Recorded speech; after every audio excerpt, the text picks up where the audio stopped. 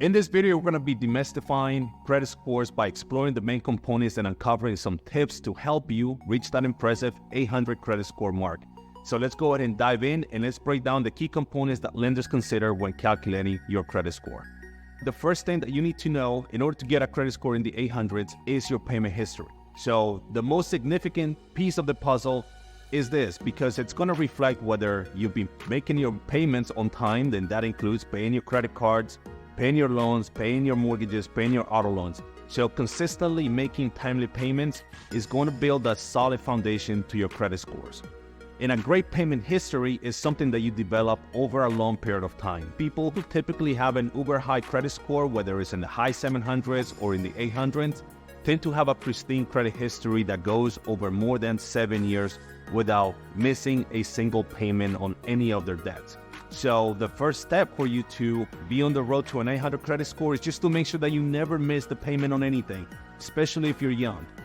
The second thing that's going to affect your credit scores and something that you need to have very low in order to get an 800 credit score is your credit utilization.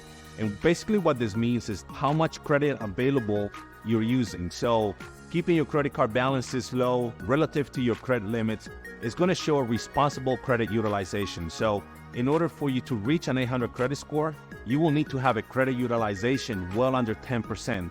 What does this mean? Well, if you have a credit card with a limit of, say, $10,000, then the maximum credit that you need to be using, if you're using any, is just about $1,000. That's basically 10% utilization. Number 3 is going to be your length of credit history. And that's honestly another important piece of the puzzle, which is how long your credit history is. Because mortgage lenders and honestly any type of lender will prefer to see a longer credit history because it's going to demonstrate your ability to handle credit over time. This is why it's important to start building credit early and maintain your accounts responsibly. Now, you might actually struggle here if you are young because you will not have been able to create credit history. So there might be a way around this. And that is, if you have a parent or family member who has great credit history, you can actually become a credit authorized user on one of their accounts in order to help you increase that credit history length. Now, finally, your credit mix. So your credit mix is the type of credit that you have on your credit report. And having a diverse mix of credit accounts such as credit cards, student loans, auto loans, can help you positively impact your credit scores, even though it might not be 100% necessary. But what this does is that it basically demonstrates your ability to manage different types of credit responsibly.